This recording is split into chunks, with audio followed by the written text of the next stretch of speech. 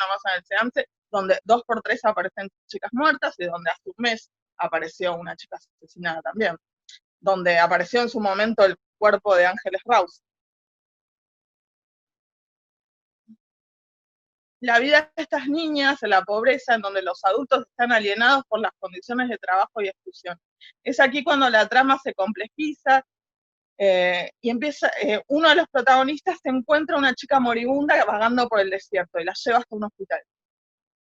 Es significativo que en esta novela de Zúñiga los hombres poseen nombre y apellido, mientras que los personajes femeninos solo nombre de pila. Algo parecido que veamos en Cicatrices, nada más que en Cicatrices solo 2 personajes, las sirvientas tenían nombre y las demás eran solamente la función de ser mujer o madre y demás. Una manera, ¿no? Como de marcar la jerarquía, absolutamente. Los hombres son esos los que portan un apellido y un linaje, y una mujer es simplemente una mujer, ¿no? Una esposa, una hija, una madre o una sirvienta. Bueno, hace unos años tuve la oportunidad de ver a Zúñiga en una mesa justamente de femicidio y violencia de género en la literatura, y me pareció un escritor sumamente joven y sumamente consciente de lo que estaba haciendo.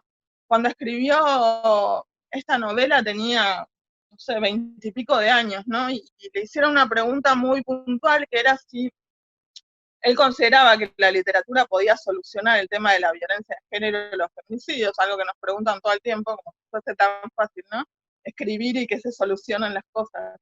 Y él dijo que por supuesto que no, que la literatura puede hacer otras cosas, por ejemplo, esto, ¿no?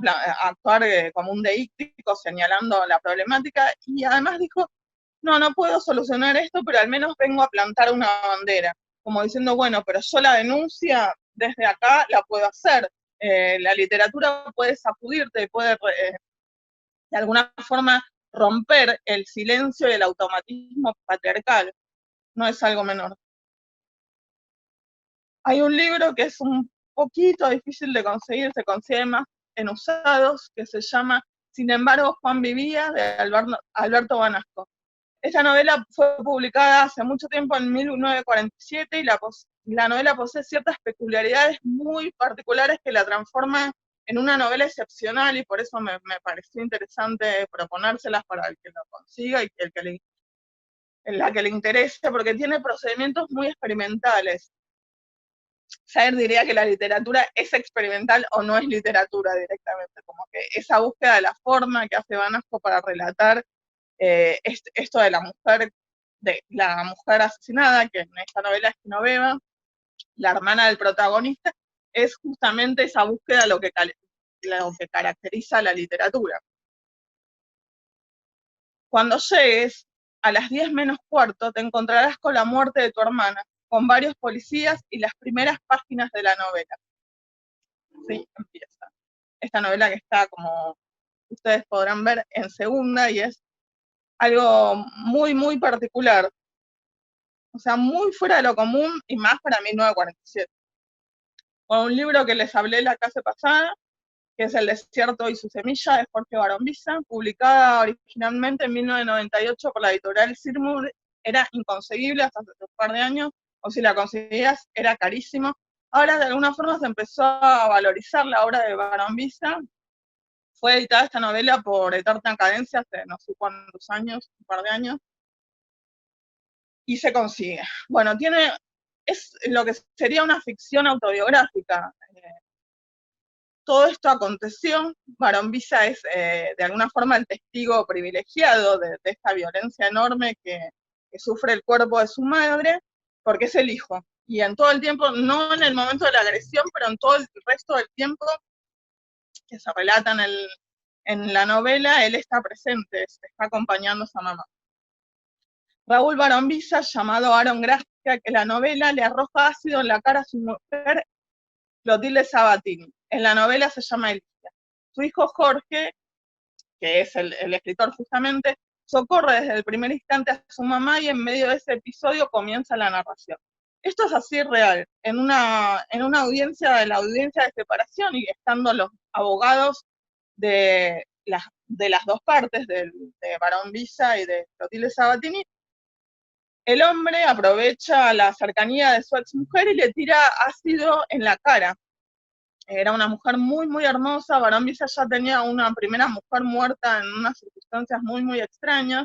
Estamos hablando de la alta sociedad argentina. Barón Visa, para que se den una idea, el abuelo de Barón Visa es el que tenía el dueño de los espumantes Barón B, por eso se llaman de esa manera.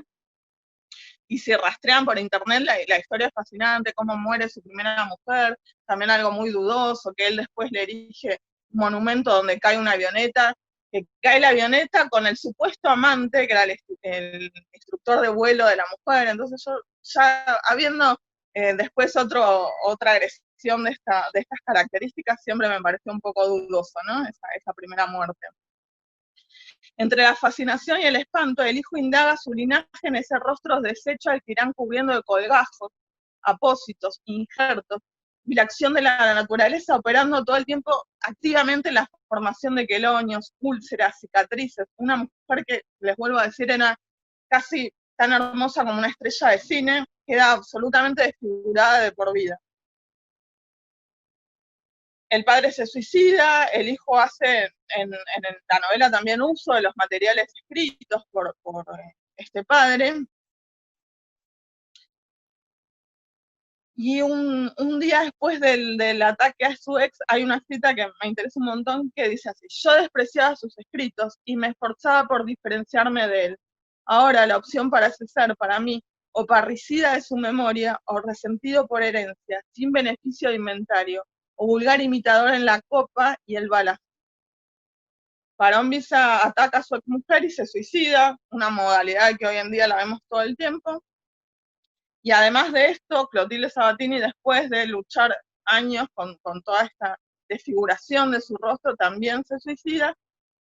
Barón Visa, hijo, o sea, el escritor, trabajó mucho tiempo en Página 12 escribiendo unos textos que eran totalmente fuera de lo normal. También los editó hace unos años Caballo Negro, que es una editorial independiente de Córdoba, y estos textos, bueno, lo tengo por acá el libro, no pensé en mostrárselos, pero son muy, muy, muy disímiles, ¿no? Como el tipo era muy erudito, había viajado por todo el mundo, eh, tenía como muchas ideas y hacía estos artículos en referencia, o sea, con referentes estéticos muy variados.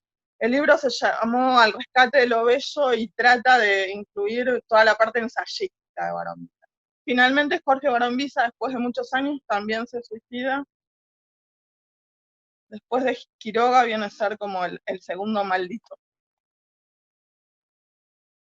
Un libro que me interesa incluir es el de una española que se llama Cristina Fallarás, que es una activista militante muy power y perseguida por agrupaciones de derecha y neonazis en Europa, por Vox, la amenazan todo el tiempo.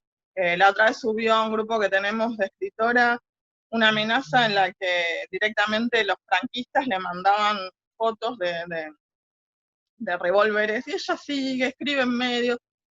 Por esta novela que les voy a recomendar, ella ganó el premio Hammett, que es el de la Semana Negra, como el máximo galardón de la Semana. Yo estoy compitiendo en la Semana Negra con Cometierra como mejor primera novela de género negro. A ellos se les ocurre que es género negro, pero bueno.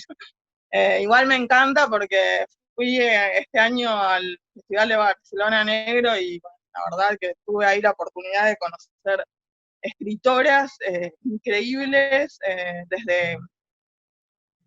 desde Bonnie Jo Campbell, que es una escritora estadounidense, hasta una ecuatoriana que es excelente, que me gustó un montón. Vuelvo a decir, ¿no?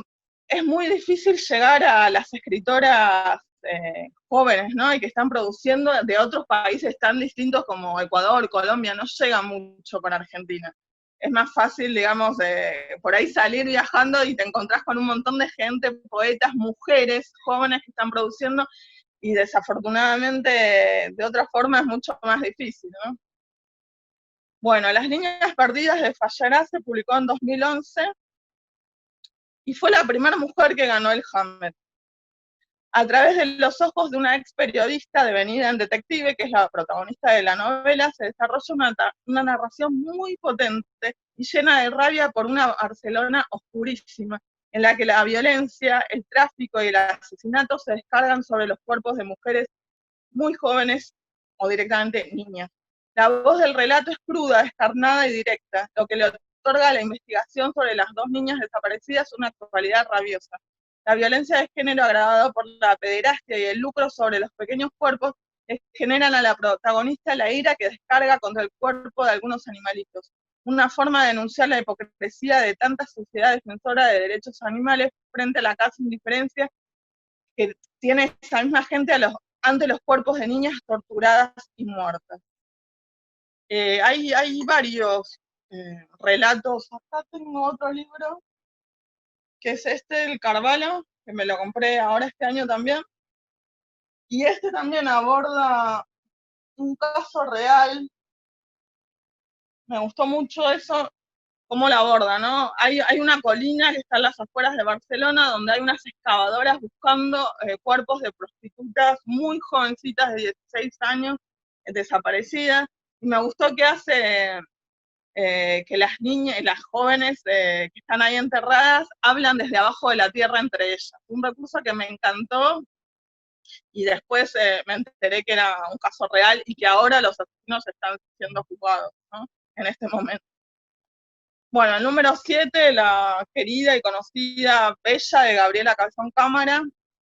Está, Bella le viste la cara a Dios y la versión que hizo con Iñaki Echeverría, que es novela gráfica, dibujada, o sea, ilustrada por Iñaki. Como respuesta a la convocatoria de la editorial española, Sigue Leyendo para contribuir a la serie colección de bichos clásicos infantiles para adultos, Gabriela Cabezón Cámara se despachó en 2011 un arrollador relato sobre una víctima de trata cautiva en un prostíbulo bonaerense. La novela tiene un trabajo con la lengua que le otorga una cadencia propia, fue en gran parte escrita en octosílabos. La trata de blancas y el tratamiento que la autora le da a la tortura y al dolor la insertan en una tradición que arranca con el matadero y sigue, haciendo unos saltos un poco abruptos con Lamborghini. En la crueldad y el dolor al cual es sometida Blanca, podemos leer toda la tradición argentina de literatura y violencia, pero particularizado a la forma de sometimiento y lucro que se hace sobre los cuerpos de las mujeres.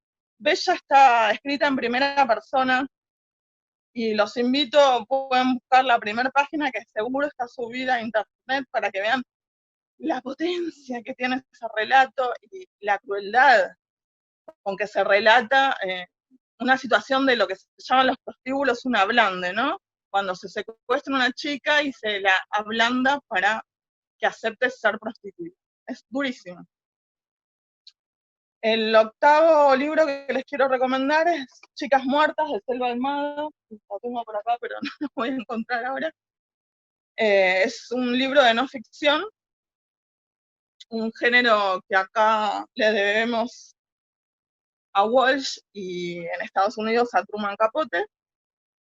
Fue publicada por primera y única en 2014, con una de las tapas más intranquilizadoras de la literatura argentina. Hay ahí como una naturaleza y un arroyo, que parece que todo el tiempo va a aparecer un cuerpo de una mujer. La voz del texto trabaja con los testimonios de familiares, los expedientes judiciales, las tumbas, si es que hay cuerpo, en los cementerios de provincia y los propios recuerdos de la autora buceando en 3 femicidios no resueltos de los años 80, cuando ni siquiera existía el término femicidio. Pero el impacto del asesinato de Andrea, dormida en su propia cama y en el interior de su casa, la crueldad sobre una tan joven María Luisa y la desaparición de Sarita Mudín, 3 casos aún no resueltos hasta el día de hoy, abren el texto a una infinidad de violencias menores y prácticas sumamente violentas hacia las mujeres y hacia los cuerpos feminizados, que son realmente naturalizadas en los pueblos de provincia, yo diría que muchos hasta la actualidad. El primero de los casos que aborda Selva es uno que le llega de un pueblo cercano, un pueblo vecino, ella es de Villa Eriza, en Entre Ríos, y está escuchando la radio con su padre en su casita, cuando se entera que en el pueblo de al lado, mientras dormía, ha aparecido el cuerpo de una chica muerta. Y bueno, fue como esa primera vez, ¿no? Para ella enterarse de que por ser mujer te podían asesinar y te podían asesinar adentro de tu casa, ¿no? Hay una suerte de creencia que nos hacen creer a todas justamente que si estamos en nuestra casa estamos a resguardo. Y nos ponemos a ver y justamente los principales que ejercen violencia sexual sobre las niñas y las infancias son los familiares que deberían cuidarlos. Entonces, ese primer relato de Chicas Muertas de alguna forma apunta a desmantelar esa creencia, ¿no? Te pueden matar durmiendo de la forma más correcta y estando en tu casa. Vuelvo a decir que los 3 feminicidios permanecen sin esclarecer hasta el día de hoy, y que Chicas Muertas logra hacer visible lo naturalizado como una forma de empezar a problematizar y revertir la violencia de género que es epidemia hoy en día en nuestras tierras. Y en particular, sacada del núcleo de Buenos Aires. Un feminicidio es en Chaco, el otro del que les hablé es en Villa, y el otro, la desaparición de una chica que nunca se encontró ni siquiera su cuerpo, se da en Córdoba. Pero más allá de estos 3 casos que serían como el esqueleto del libro, hay un montón de otros casos eh, en paralelo y de prácticas y de cosas que son consideradas como un juego y que son absolutamente violentas para las mujeres que tienen que padecer, ¿no? Los juegos de macho. La última novela, un ineludible, más si salís en Argentina y hablas cualquier cosa en referencia a feminicidios, te van a preguntar si leíste 2666 de Roberto Bolaño, un autor que a mí me gusta muchísimo, y esta me parece que es la gran novela polifónica sobre feminicidio. No la puse obviamente porque es un ladrillo así, la tengo en la otra biblioteca, no se las mostraba, pero no se puede leer en tan cortito tiempo. Puse Catedrales porque es un libro que salió ahora, porque se lee fluidísimo. La novela de Bolaño requiere, por supuesto, otro tiempo de lectura. De hecho, es una novela póstuma. Bolaño muere y había dejado 4 libros, y Herralde toma la determinación de publicarlos todos como una unidad, que es 2666. Es la gran novela polifónica sobre los femicidios en el norte de México y significa por acumulación. Bolaño no ahorra los más mínimos en la violencia desatada sobre los pobres cuerpos de mujeres en el norte, en la frontera con Estados Unidos, convertidos en despojos en el desierto de Sonora. Tantas muchachas sin nombre, tantas apenas comenzando su juventud. México tiene esta particularidad terrible que aparecen más cantidad de cuerpos en Sonora que chicas buscadas. O sea, hay muchas que quieren cruzar a Estados Unidos, entonces los familiares quizás piensan que pudieron cruzar y ni siquiera las están buscando. Y otra cuestión que me pasó conocer a un escritor en España, pero que era mexicano, que estaba abordando y haciendo una investigación, que me contó que ni siquiera, además de que desaparecen las mujeres y las chicas al norte de México, también están empezando a desaparecer las buscadoras, y estas buscadoras son todas mujeres. Me resultó muy gráfico de la violencia de todas estas mafias mixtas en las que el Estado tiene una participación clarísima al norte de Estados Unidos, al norte de México en la frontera, ¿no? La parte de los crímenes, que es la cuarta parte que constituye 2666, es para mí la apuesta más alta del libro, ya que la violencia que late, amenaza y cohesiona todo el volumen se desata en un lenguaje descriptivo casi a nivel del prontuario policial. Pero el prontuario no queda constituido aquí por el listado de criminales, sino por los cuerpos de las mujeres y la crueldad extrema ejercida sobre ellos. Pareciera que el escritor buscase desbordar al lector, indignarlo, enfurecerlo, conmoverlo, eso seguro, o en cualquier caso sacarlo del automatismo y su forma de recepción indiferente, relatando uno tras otro los feminicidios de Ciudad Juárez en todo su horror. Así la ficcional Santa Teresa en el lejano desierto de Sonora se nos vuelve cada vez más cercana.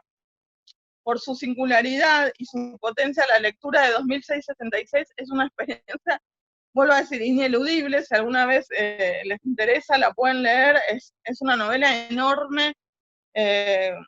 Bolaño se presenta a concurso del Herralde, que es como el premio, uno de los premios más importantes de la literatura en español. Gana con Los Detectives Salvajes, y de ahí Herralde le dijo: te publico absolutamente todo lo que escribas. Y está bueno, vuelvo a decir, es su último trabajo, y fue editada póstuma, porque Bolaño muere por una enfermedad extraña siendo bastante joven. Bueno, ahora sí nos metemos a Catedrales.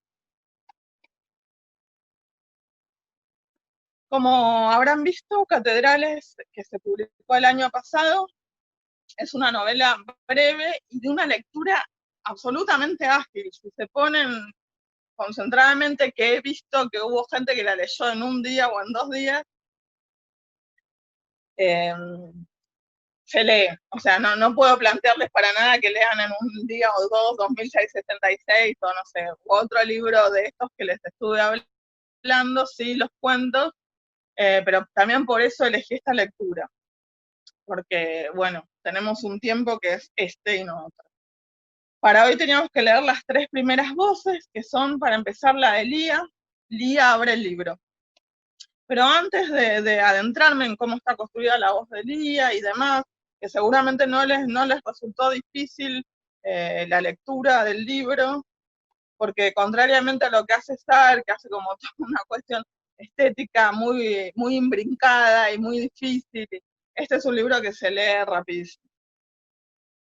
Voy a hablar un poco del libro en general antes de meterme a cada una de las voces. Tengo un trabajo hecho porque, entre otras cosas que me arruinó la querida pandemia, yo presentaba Catedrales en la Feria del Libro. Claudia me había pedido que la presentara y para mí fue como algo que tenía ganas y que me encantaba, porque me gustó mucho el libro y por eso también, ¿no?, lo estoy incluyendo acá. Me voy a guiar con este escrito que yo misma hice para la presentación, y al que le puse cualquiera puede morir.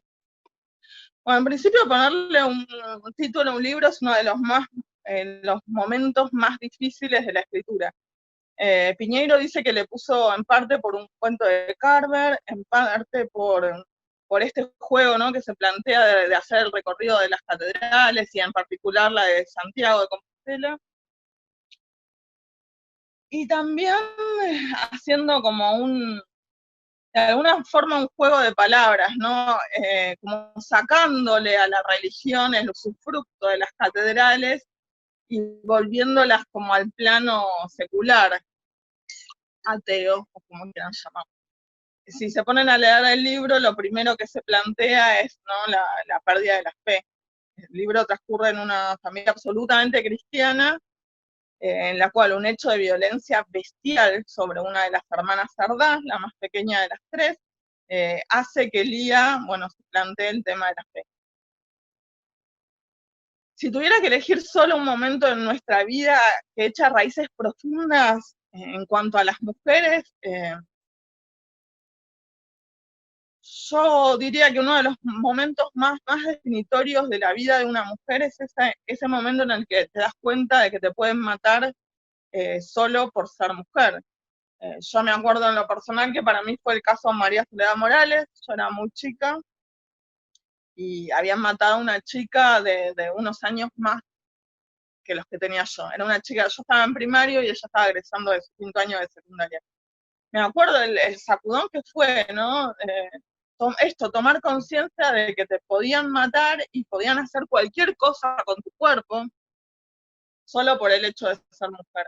Ese feminicidio en Catamarca paralizó a la provincia, no solo por el femicidio en sí, que trataron de ningunear, maltrataron el cuerpo, lo arrojaron tratando de esconderlo, lo lavaron, porque estaban involucrados los que se llaman los hijos del poder, incluso el hijo de un diputado, senador, no me acuerdo cuándo era, supongo que habrá sido un senador, ¿no? En el debate del aborto tuvimos la oportunidad de ver a los senadores de las provincias en acción, exacto, del senador Sadik, que llegó a decir, si mi hijo estuviese involucrado en este feminicidio, en la muerte de esta chiquita, el cuerpo no hubiese aparecido nunca. Eso dijo el senador Sadik cuando lo fueron a increpar porque su hijo había sido partícipe del asesinato y al menos la Cámara lo expulsó.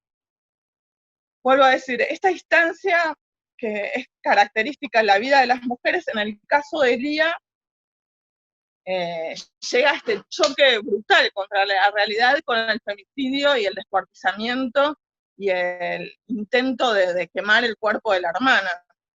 Aparece en un baldío el cuerpo de su hermana con las piernas amputadas, el cuello cortado y el torso quemado.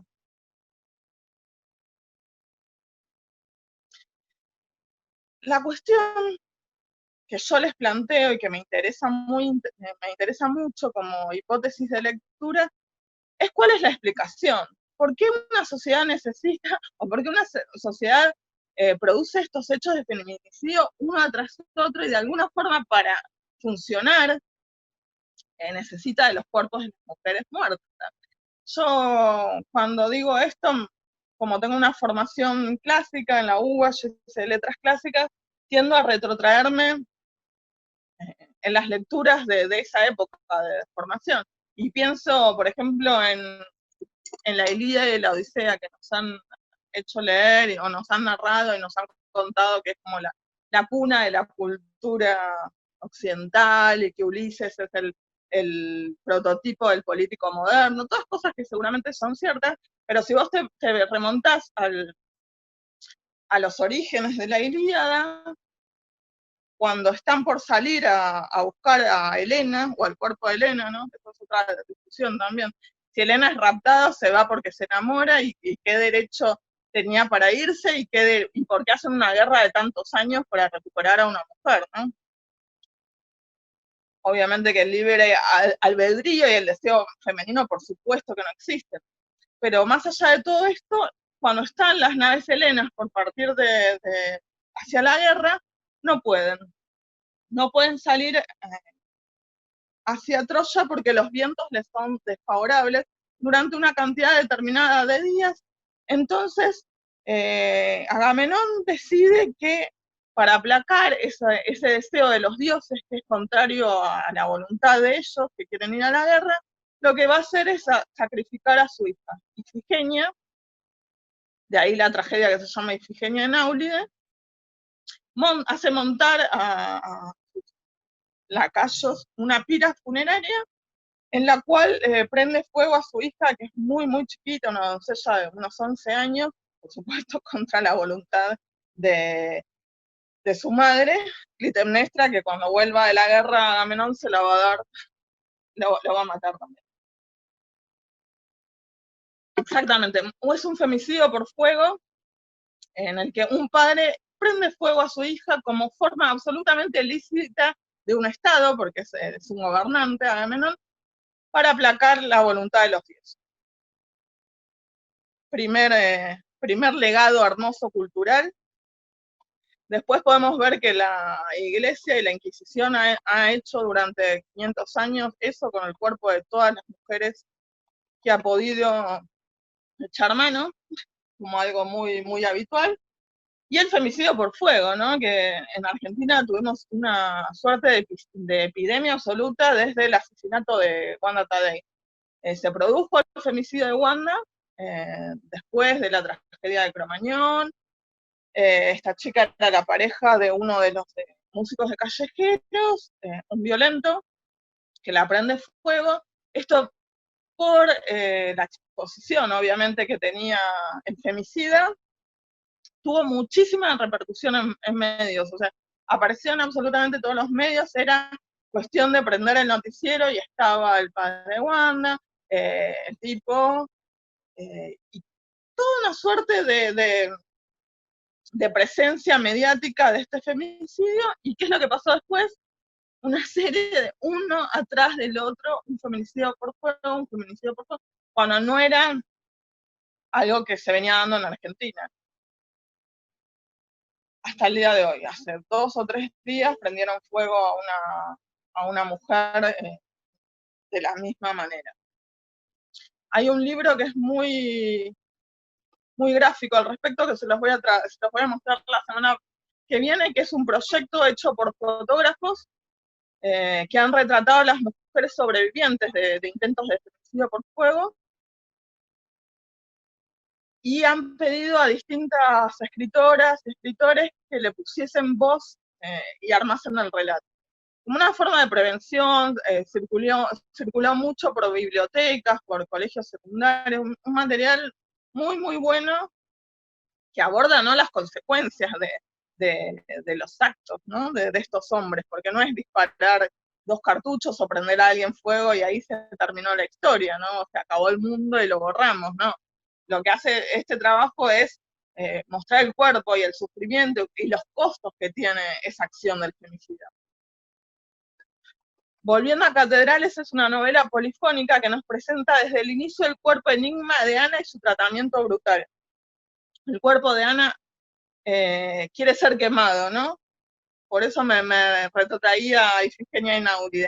¿Qué es lo que pasa? Que los cuerpos de las mujeres tienen que ser aniquilados o quemados para que algo en la sociedad funcione. Esto me parece que es central para leer Catedrales.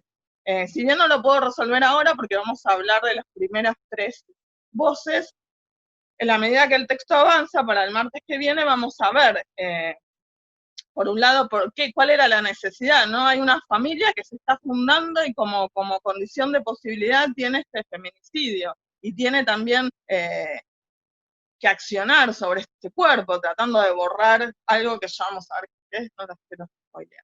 Con el asesinato de Ana, Lía renuncia a su fe en el inicio, en el seno de una familia fuertemente católica. La brutalidad de este acto confirma en ella que Dios no existe.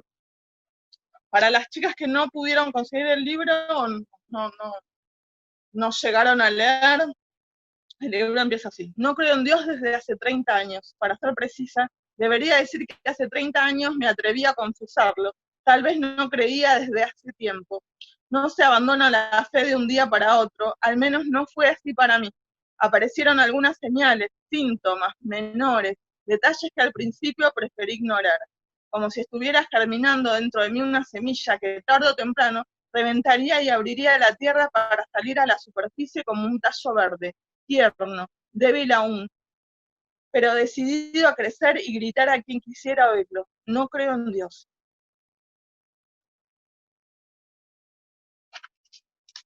Contundente. Este tema de la fe tampoco es un tema marginal en Catedrales, porque vamos a ver que todo el discurso de la Iglesia Católica, todo el discurso de la Iglesia Católica en cuanto a educación y en cuanto a legalidad, ¿no? Porque la iglesia tiene un sacramento que hace 100 años implicaba la única forma de que se fundara una familia, un casamiento. La Iglesia ha hecho que se retrasase la ley del divorcio hasta hace, no sé, 35 años atrás, o sea, no demasiado tiempo. La Iglesia Católica es la misma que viene accionando, la Iglesia Católica y las evangélicas, para que la ley de aborto legal no salga. O sea, vuelvo a decir, tiene una incidencia central sobre la vida y destino de las mujeres, no es un detalle menor. Siempre me pregunté dónde estaría Dios esa noche en que violaban a María Soledad, pero ¿para dónde miraba cuando su cuerpo era masticado por los chanchos en el terreno donde después la descartaron? ¿Qué estaría haciendo cuando el jefe de la policía de Catamarca ordenaba lavar su cuerpo para encubrir a su hijo, uno de los asesinos? También, ¿qué opinaría ese Dios de que Ángel Luque, diputado nacional y padre de otro de los femicidas, manifestase que si su hijo hubiese sido el asesino, el cadáver de la chica no habría aparecido nunca? Y Dios guardó silencio. Este textito que escribí hace unos años en referencia a María Soledad sirve para pensar este personaje de Catedrales, que es Lía, la hermana mayor, en relación a toda esa familia absolutamente católica y absolutamente con un catolicismo, ¿no? De ir a la iglesia y ya, sino absolutamente activo. Vamos a ver que una de las hermanas participa en una suerte de acción católica. Y vuelvo a decir, esto que nos parece incluso anacrónico es absolutamente vigente. Si quieren pueden buscar en estos días el accionar de una organización que se llama FASTA, que recibe muchísima plata del Estado y que tiene una suerte de red de colegios católicos negacionistas que van contra la ESI, que van contra un montón de derechos en cuanto a las mujeres, en cuanto a las diversidades sexuales y demás. Está vigente y educando a jóvenes adolescentes en la actualidad. Colegios de élite.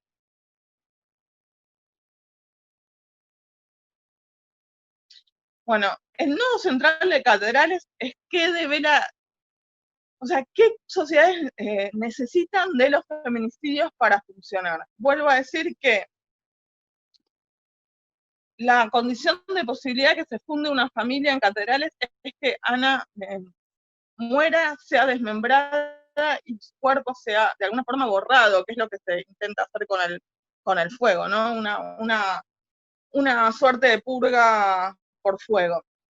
Les voy a contar también, no sé si lo han leído en primario o alguien se los leyó a lo largo de su vida, la leyenda fundacional de la Flor Nacional Argentina. Ustedes van y buscan, cuando yo era chica esto se hacía un montón, de ver las flores nacionales, los símbolos patrios, el escudo de los países sudamericanos y demás. Bueno, nuestra flor nacional es el ceibo, y esta flor nacional se sustenta en una leyenda que es la leyenda de Anaí.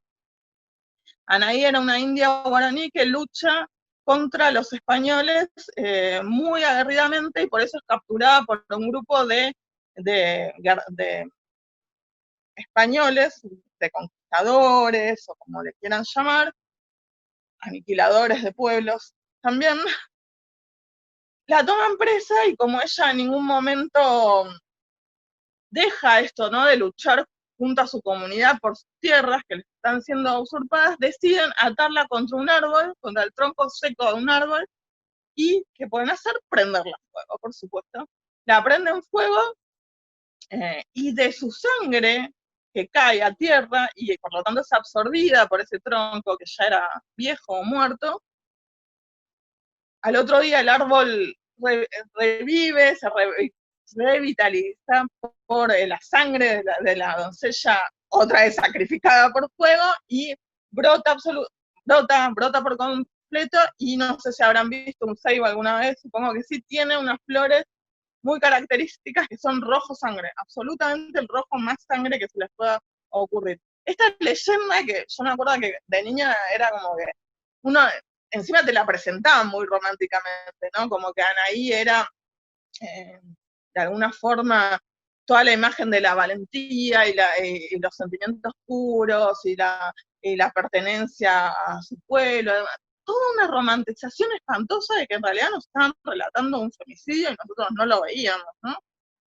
Cómo de alguna forma en este tiempo nos ha cambiado la forma de leer y eso no podemos volverlo atrás para nada.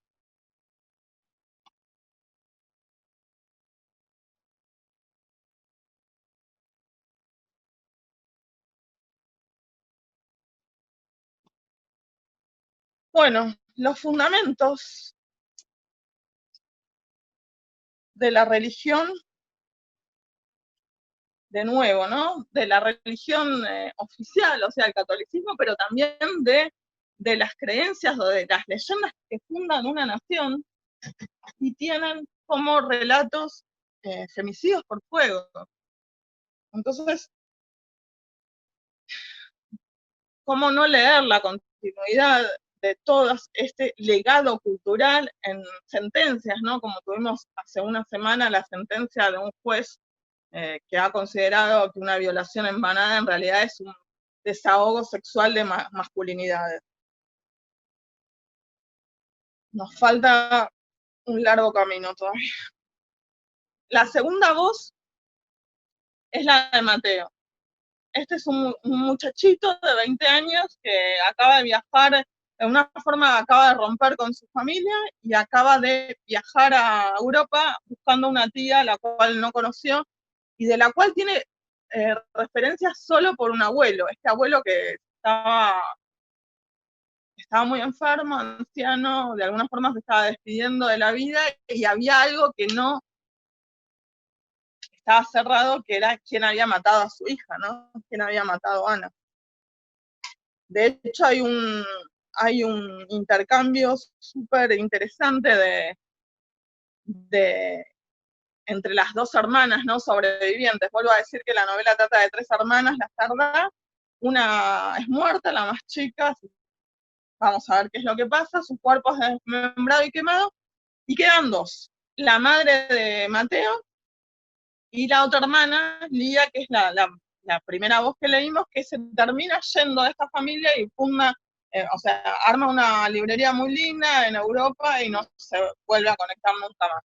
De alguna forma este abuelo estaba muy dolido porque era su hija, de alguna forma la predilecta o la que más vínculo tenía, pero esta hija renuncia a su fe y se aleja de alguna forma también contundente de su familia, muy católica. Este chico que en la última etapa de su vida se siente muy cercano a su abuelo que se está yendo, en el momento de la muerte de su abuelo, lo llama antes de irse y le entrega tres cartas. Las tres cartas tienen un remitente, una es para él, otra es para Lía y otra es para que lean en conjunto. El relato de Mateo empieza. Llegué a Santiago de Compostela un domingo. Llevaba tres cartas en mi mochila de mano. Una abierta, la mía. Otra que debía entregarle a Lía de parte de mi abuelo Alfredo, su padre.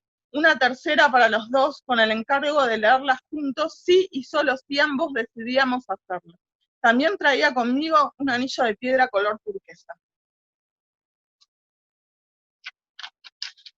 Les voy a leer un pedacito más porque me parece muy ilustrador de este personaje.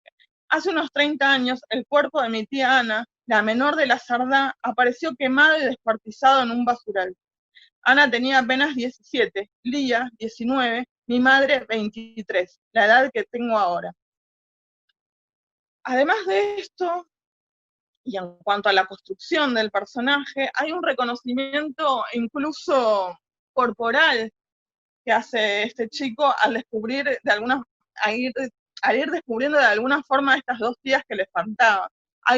Él dice que se reconoce en los ojos de Ana, por ejemplo, y sigue a Lía, se mete en la librería sin decirle quién es, le pide libros a la empleada, frecuenta esa librería en Europa, en España, y la va observando, y de alguna forma empieza, él lo dice muy gráficamente, a romper con la idea de pertenencia que tenía, ¿no? Se sentía como en, en el medio de una familia absolutamente absorbente, que no lo dejaba elegir absolutamente nada, y con todos diciéndole que era como el vivo calco de su padre. Él empieza a hacer este juego de reconocimiento con las otras dos tías, que no llegó a conocer prácticamente en estos 23 años de vida. Una porque fue asesinada y la otra porque se apartó de, de, esta, de esta familia que él considera, vamos a ver en la medida que avancemos, pero una familia monstruosa, una familia de la que él considera que se separó y se distanció porque de alguna forma para sobrevivir. Y una familia que lo avergüenza. Dice así, muchas veces sentí vergüenza de mis padres, sé que está mal visto, que los mandamientos lo condenan, que uno los debería querer y respetar tal como son y por sobre todas las cosas. O al que hay que querer por sobre todas las cosas es a Dios. Nunca me acuerdo. Entiendo que para muchos sea posible obedecer cualquier precepto a fuerza de voluntad, pero solo yo soy hijo de mis padres. Él también dice que muchas veces les ha preguntado por qué no tuvieron otro hijo, por qué no tal cosa y tal otra, y que siempre la respuesta que obtiene es porque Dios lo quiso así. ¿No? Hay como un mantra que repite la madre que vamos a ver hasta, hasta dónde llega, ¿no? Esta supuesta voluntad de Dios. Bueno, el tercer personaje de esta primera parte es Marcela, un personaje muy entrañable y que me gustó mucho como Claudia lo compone.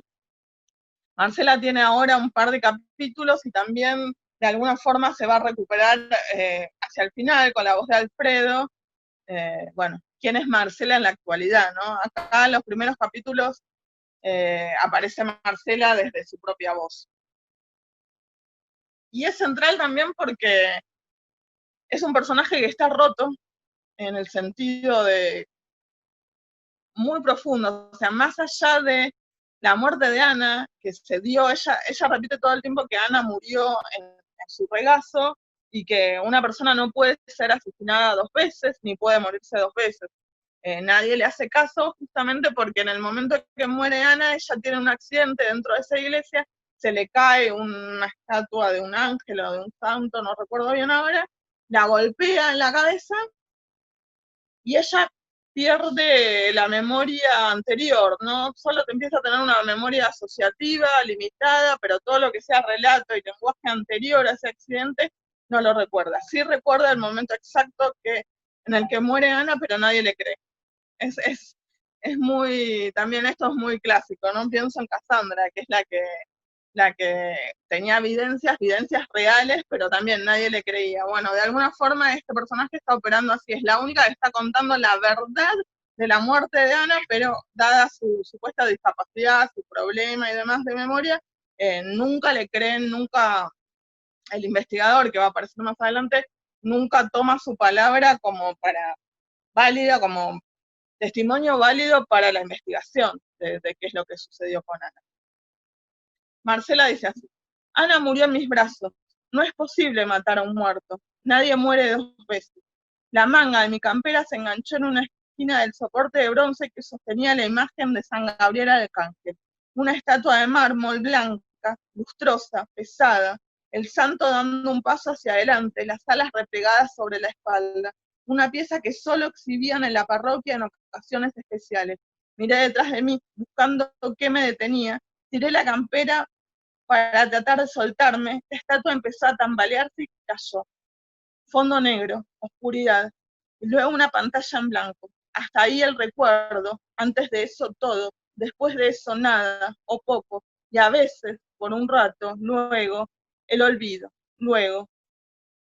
El golpe rompió vasos, murieron células, me diagnosticaron amnesia anterógrada, el peso del arcángel que cayó de lleno sobre mí dañó alguna parte de mi cerebro, y a partir de entonces no pude guardar nuevos recuerdos, ninguno. Lo anterior al golpe lo recuerdo detalladamente. Nunca necesité completar esa parte de mi vida. La tengo grabada como un sello indeleble que con el tiempo se fija cada vez más. De pronto, hasta aparecen detalles que creía perdidos. Antes del golpe, tuve una vida que recuerdo. Después del golpe, no. Ana murió en mis brazos.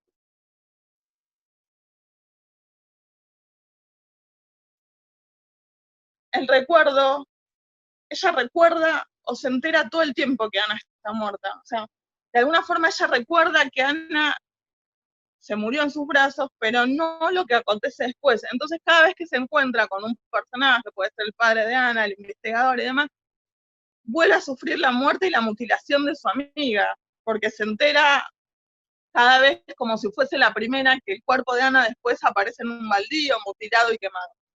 Por eso es un personaje que como que está en un loop de sufrimiento eterno, ¿no?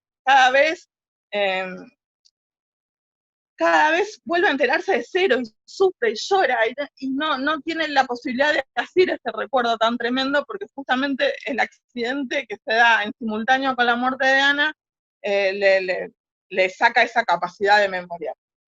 Es un personaje muy tremendo, muy sufrido, una voz logradísima y a la vez es un personaje muy luminoso, como acompaña a su amiga, aunque no esté de acuerdo aunque Ana no le cuente exactamente todo lo que va a estar haciendo, ella la acompaña a esta suerte de clínica clandestina donde van a provocarle un aborto a la chica, producto de una relación ilícita, vamos a ver con quién más adelante.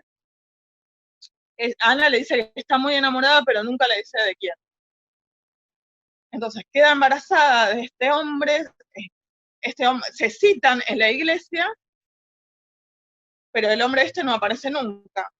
Y lo que aparece para Ana es su muerte, ¿no? Su propia muerte, y el choque con otros personajes que Marcela no llega a ver porque ya está accidentada, que son los que van a mutilar ese cuerpo y a quemarlo.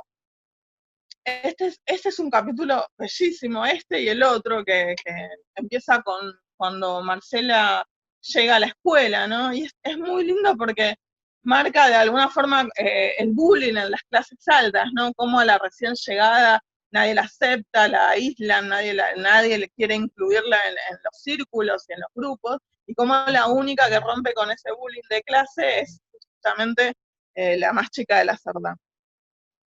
De ahí ellas se hacen muy amigas y de ahí viene todo el relato, ¿no? De Ana con esta relación en la que queda embarazada, no le quiere decir, por supuesto, a su familia súper católica, y decide interrumpir este embarazo. Bueno, ahora me parece que sí, como es un libro que se lee y no es difícil lectura, me parece que todas las que leyeron pueden, por supuesto, dar su lectura, y yo les diría que este es el momento. No quiero explicarlo yo todas las voces porque, vuelvo a decir, es muy fácil de leer, y me parece que un taller de lectura tiene que tener el ida y vuelta. Es muy difícil hacerlo con tanta gente, pero bueno, ahora las quiero escuchar a ustedes, así que voy a pedir que habiliten los micrófonos. Yo debería saber hacerlo a esta altura, pero no. Voy a pedir que lo habiliten.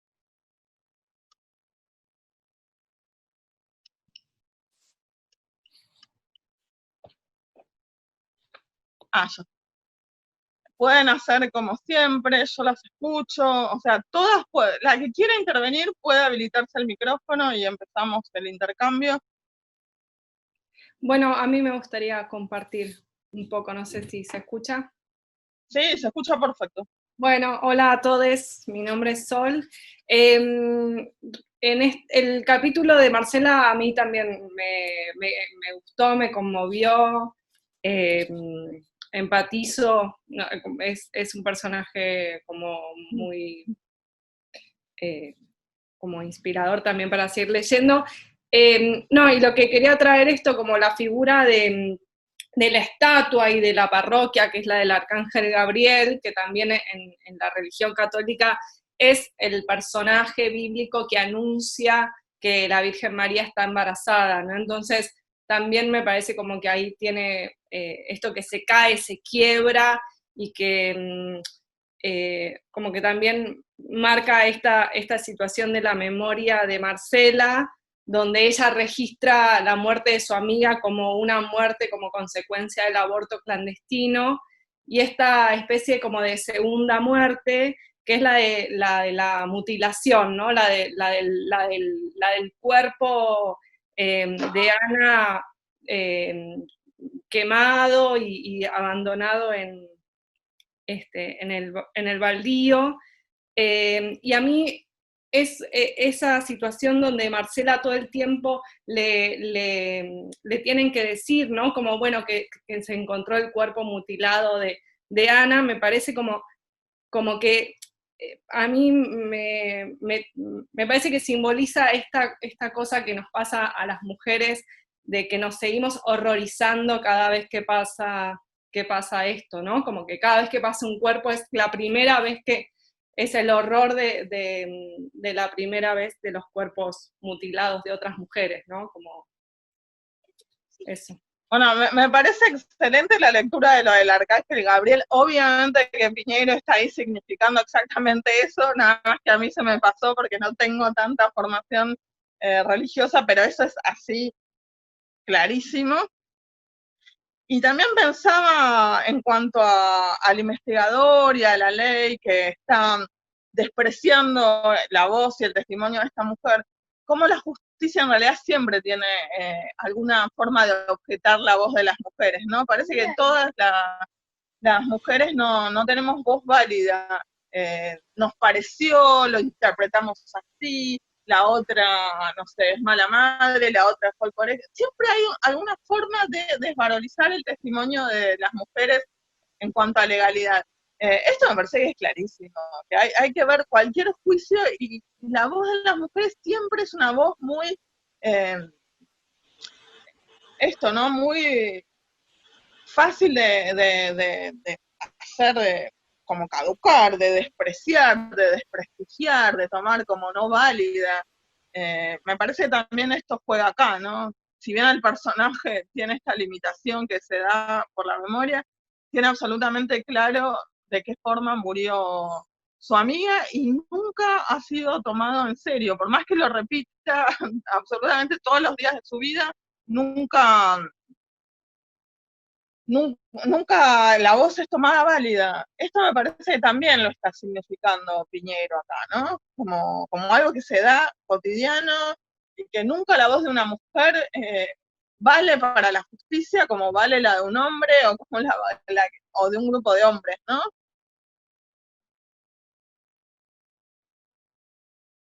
¿Alguna más, chica? Chicas.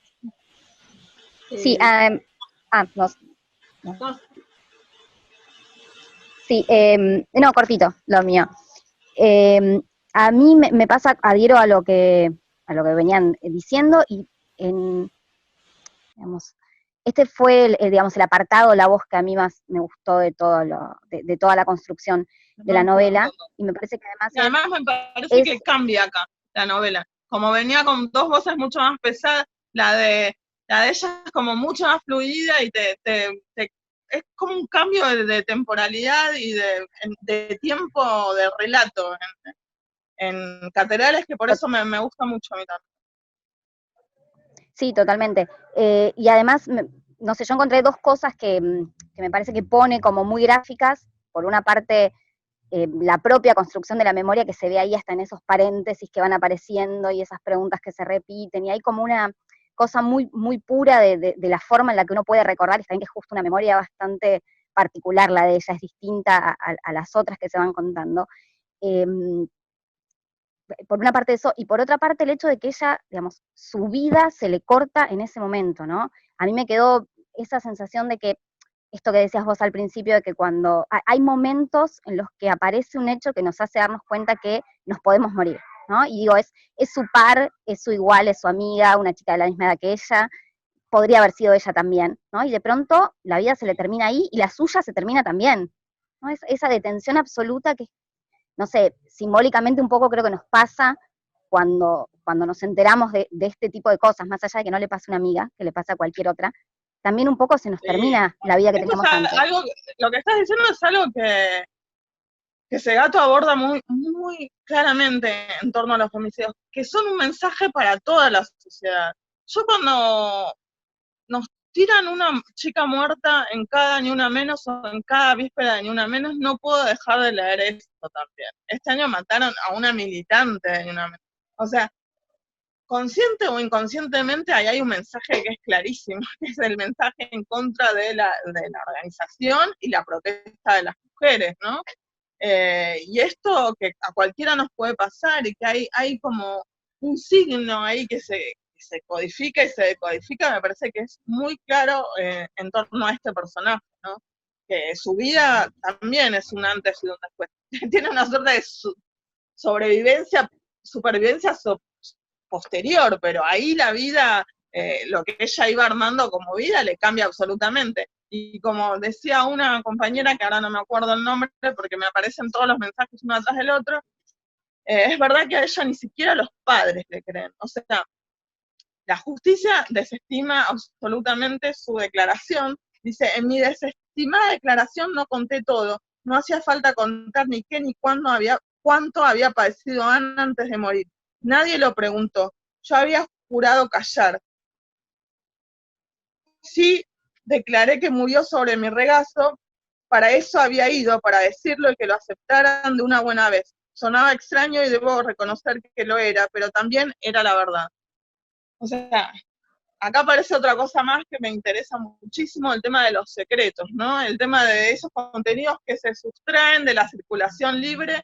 Acá hay un pacto que ella hizo con su amiga Y esto también es construcción de un personaje. Lo digo para las que escriben y para las que leen en un sentido crítico.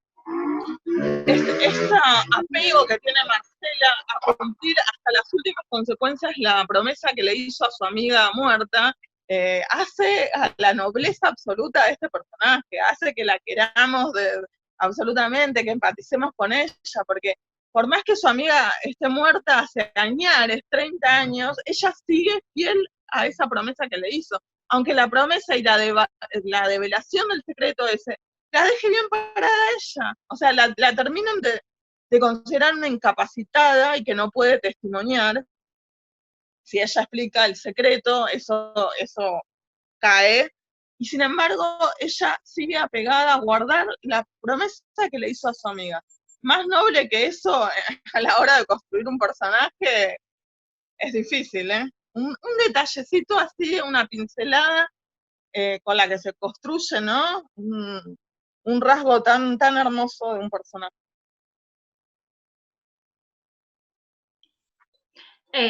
Bueno, hola, ¿cómo están? Comento algo que se había pasado en el chat también, que tiene que ver con esta construcción también de Lía cuando se va y esta librería que tiene, y el nombre no menor, ¿no es cierto?, de la librería, Buenos Aires Affair, la otra vez cuando estuvimos en la sí, me encanta. Un homenaje a él.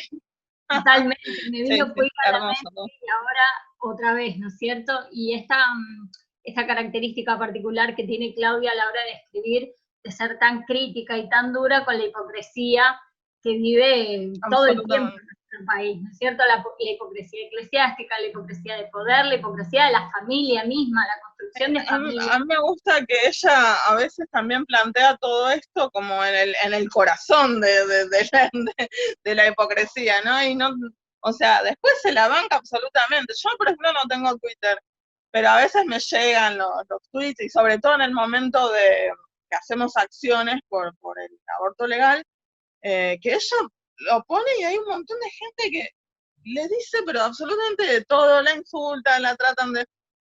Y ella firme y consecuente con su lucha desde los lugares, ¿no?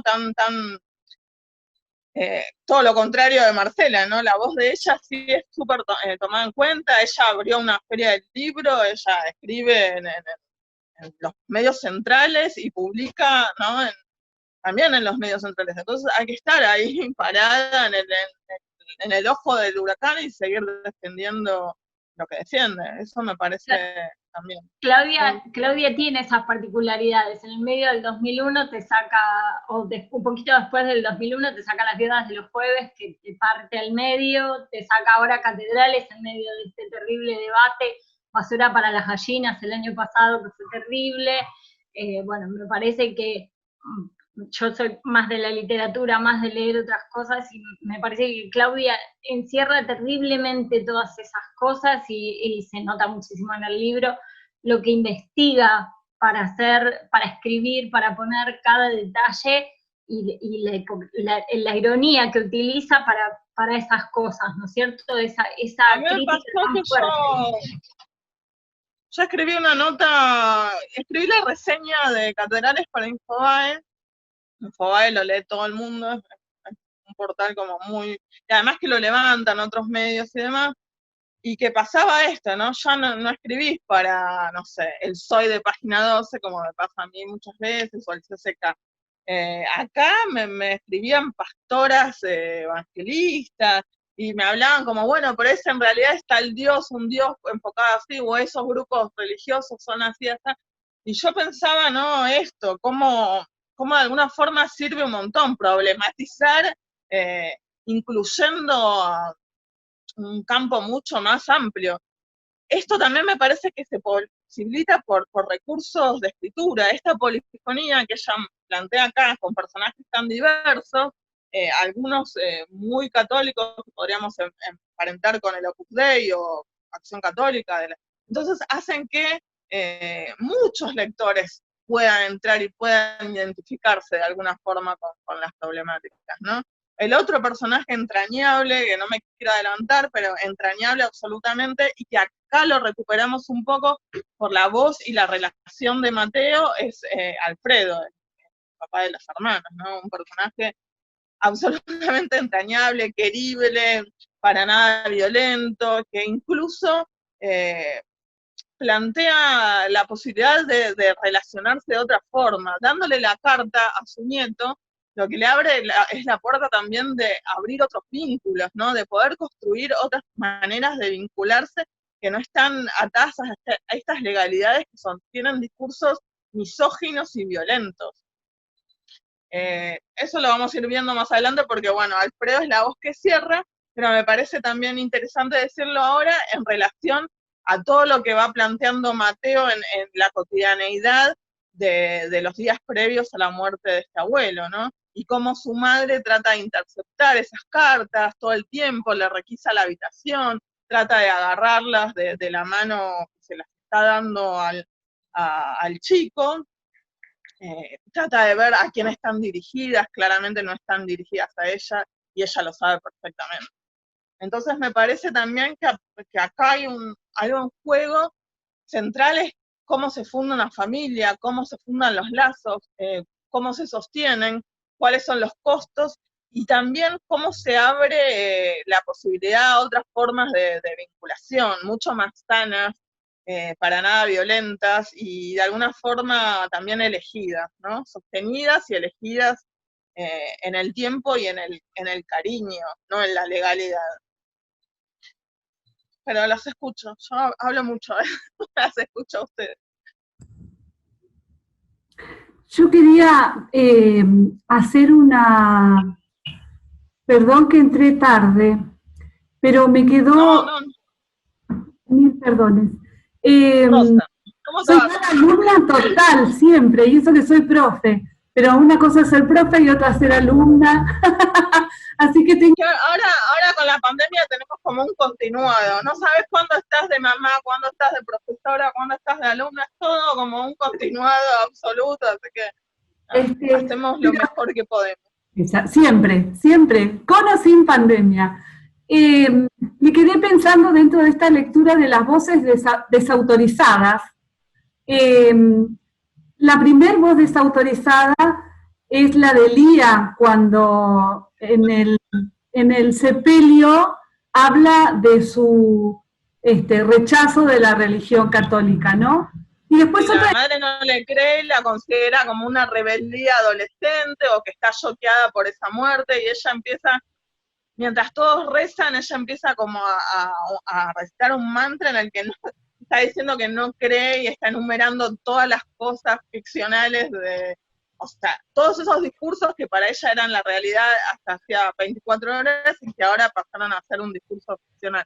Hay una cita también, ¿no?, en el libro que introduce y que tiene que ver con eso, que es que todas las religiones después son leídas como literatura. Me pareció excelente. Brillante. Y la otra voz desautorizada dentro de esa configuración familiar, burguesa, patriarcal, adultocéntrica, y lo de adultocéntrico tiene que ver con eso, ¿no? Con que la voz de la niña, de la joven, y la voz del abuelo también, por el resto del... La voz de Mateo también aparece desautorizada. Claro, él dice que si fuese por sus padres, él sería eternamente un niño. Jamás le permiten madurar, jamás lo sacan de esas respuestas armadas en las que tienen como solucionado todo, porque Dios quiso, porque tal cosa, y nunca dialogan con él como un joven ya adulto. Claro, o como un ser humano digno de la palabra, más allá de la generación a la que pertenezca. Me parece que él habla mucho de la madre como que es una mujer pedante, y que en realidad ella se cree como superior a todos, pero que tiene la capacidad de hacer creer a su interlocutor que realmente lo está tomando como un interlocutor válido, y caer bien a todo el mundo. Esto es lo que decía la compañera anterior, la hipocresía de clase, absolutamente así. Absolutamente. O sea, esa habilidad social y de adaptación, ¿no? Y de que es desnudada acá por la figura del hijo. Ajá, yo pensé lo mismo cuando empecé a registrar que la forma en que aparece Ana es menos como Ana y más como esas partes de un cuerpo abandonado, quemado, cercenado. Yo siempre le pregunté a Claudia y le pregunto muchas veces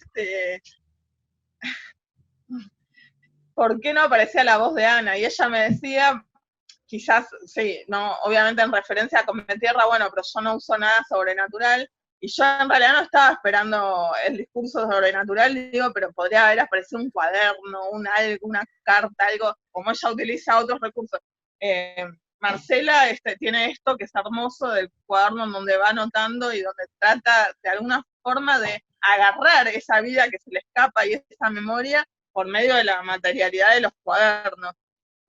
Y después están las 3 cartas, ¿no? Como cuando se te acaba la vida, de alguna forma te tratás de permanecer o de cerrar eso que vos venías a hacer en la vida y no pudiste, cerrarlo por medio de unas cartas, que es lo que hace Alfredo, ¿no? Trata de continuar su voz y de unir y de esclarecer, ¿no? De llegar a la verdad, Me parece que acá hay gente que busca un cuerpo, que busca quizás asesinos, pero que busca atrás de todo eso saber la verdad, que es justamente lo que la hipocresía está borrando y está ocultando.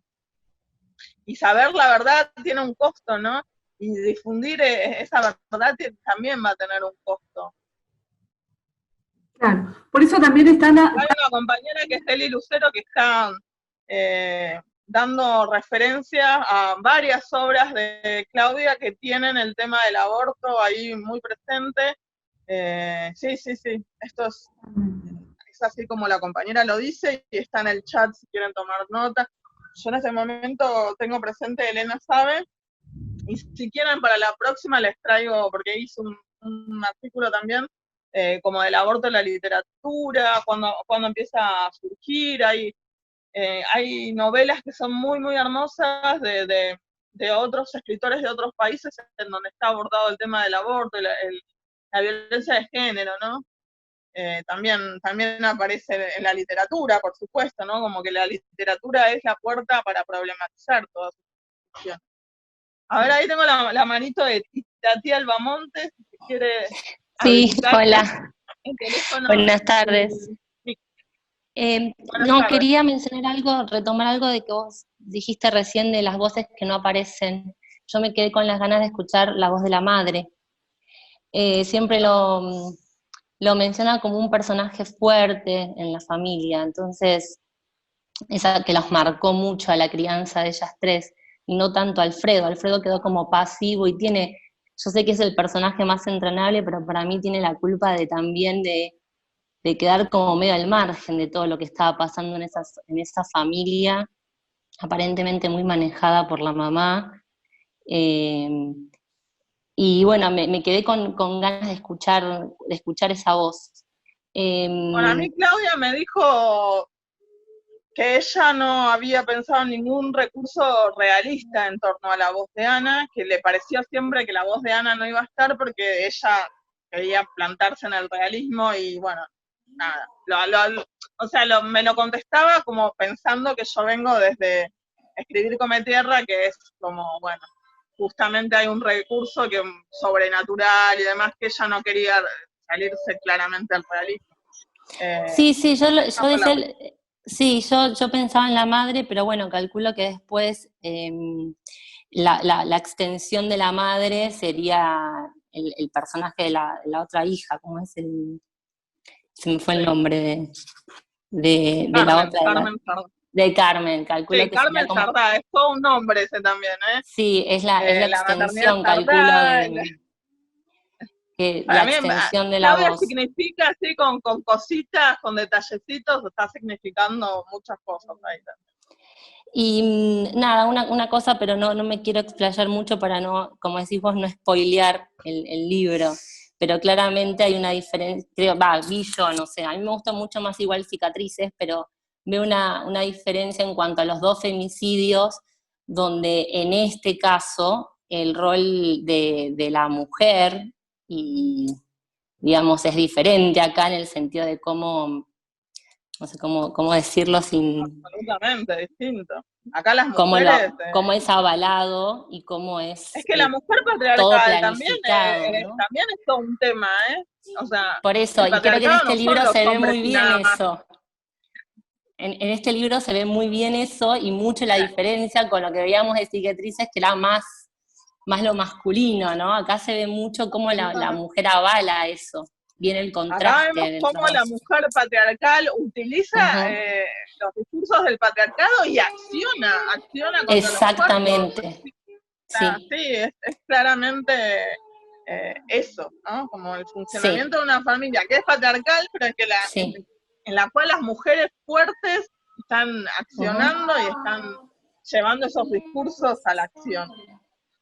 Exacto. Si quieren, les preparo, como preparé así un corpus chiquitito de femicidio, me quedaron afuera libros, no sé, me quedó afuera el asesinato de la Visca por Roberto Art, me quedó afuera otro libro que se llama La Pesquisa, que es de Saer también, que es casi un policial en donde hay un asesino serial de mujeres que está actuando en Francia y está matando a un tipo de mujeres en particular, mujeres mayores, mayores de 60, que viven solas, y habla de por qué las mujeres sobreviven más tiempo, porque son más longevas en las sociedades, ¿no?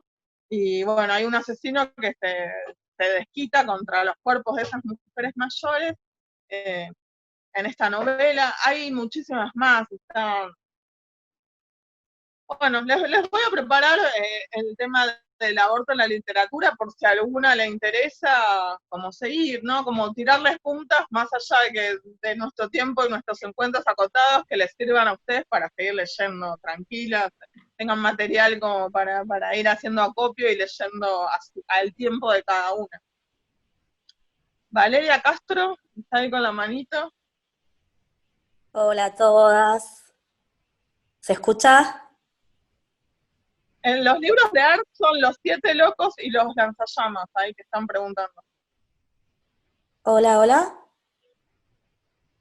Tienen que leer Ahí. los dos, Los Siete Locos y Los Lanzallamas, porque Sí, como yo te que escucho. planea un asesinato que después va a ejecutar y demás, que es el asesinato de la Visca. Bueno, ahora sí te dejo hablar. Hola. Sí, no sé si se escucha. Sí. Hola. Hola a todas. No, muy conmovida hoy, la verdad, por la cantidad de intertextualidades y de otras conexiones con la realidad y cómo esto salta en todo nuestro cotidiano y las vivencias. Y con dos comentarios como de muy distinto orden. Yo vengo del teatro y a mí me interpeló mucho la mención del sacrificio de Ifigenia de hoy, porque, bueno, es algo que en mi carrera es el mito de los Átridas, es requete elaborado, y siempre Y además Clitemnestra... es la única todas las tragedias griegas tenían 3 libros, o sea, 3 partes, y se perdieron y demás, y esta es una de las únicas que se conservan. Están las de Eurípides, ¿no? Sí, y está la Antígona, Orestiada. Colono, claro, está la tríada, la Orestía está entera, eso quiero decir. Sí, y pienso en esta Clitemnestra como madre que busca justicia, y esta mujer poderosa que es siempre demonizada en todas las puestas, ¿no? Los hombres guerreros que vierten sangre con justicia, y la mujer como una víbora que por querer vengar a su hija es tremendamente... Ni siquiera se toma eso, ni siquiera se toma demasiado la venganza de la vida de la hija, sino una cuestión lujurienta, ¿no? Porque ella, en vez de esperar a su marido como Penélope, que es como el arquetipo de la mujer fiel y que aguanta todo y que espera a Ulises los 20 años de derroteo, en cambio Clitemnestra no, tiene un amante y con ese amante le hacen como toda una entrada a Agamenón con la... Con Egisto. Sí, con Egisto, exactamente, con la alfombra roja, como de la pasión también, ¿no? Y ahí le tienden una emboscada y lo matan.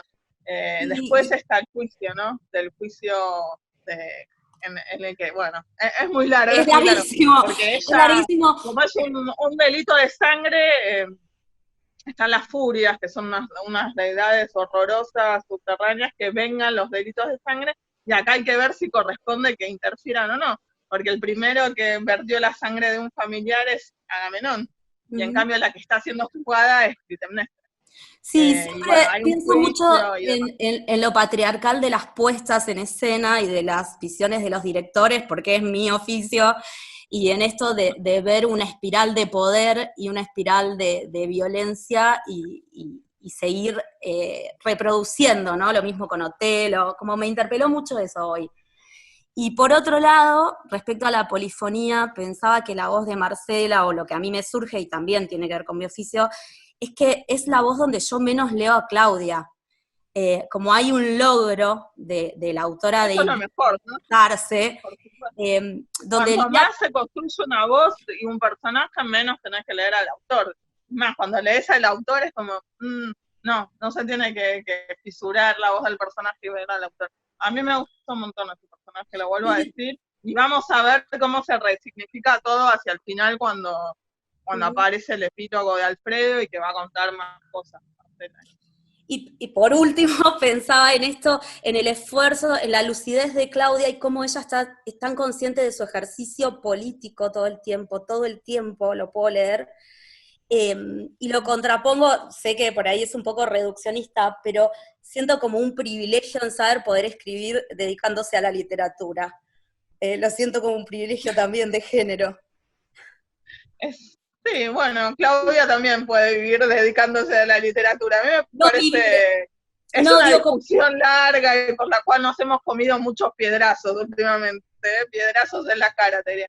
Pero más allá de esto, celebro que el campo literario argentino está dando narradoras excelentes, reconocidas internacionalmente, premiadas internacionalmente, y que, nada, que por primera vez tenemos como una avanzada absoluta de 7, 8, 10, las narradoras que sean, están siendo leídas en todo el mundo. Voy a Colombia y me las nombran, voy a España, me las nombran, me hacen notas de todos lados y me vuelven a nombrar un boom enorme que tenemos de escritoras que descollan por su calidad narrativa, que vienen haciendo obras un montón. Mariana Enríquez acaba de ganar un premio más Lerralde, Gaby Cabezón y Samantha están para el Man Brooker. Bueno, hay un montón de escritoras que están siendo publicadas y leídas en todos lados por su calidad narrativa, y me parece que ha habido un cambio enorme, ¿no? De todo lo que veníamos hablando con anterioridad. Voy a ir cerrando porque tengo 20 minutos para ver a mis hijos antes del próximo Zoom, pero prometo armarles para la próxima esta lectura en torno al aborto, porque me interesa, porque este es un libro, el de Claudia es un libro bisagra, ¿no? Entre las violencias de género y los cuerpos, y justamente la temática del aborto, que ya viene trabajando, como dijo una compañera acá muy acertadamente, hace varias novelas, no es la primera novela. Si les parece bien.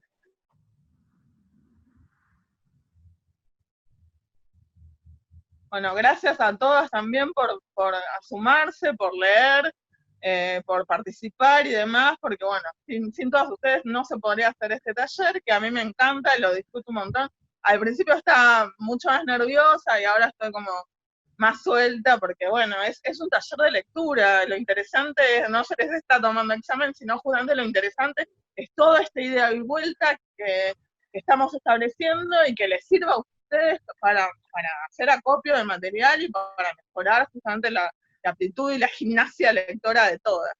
Les mando un beso enorme y nos vemos el martes que viene, y ojalá que podamos repetir alguna vez taller, ¿no?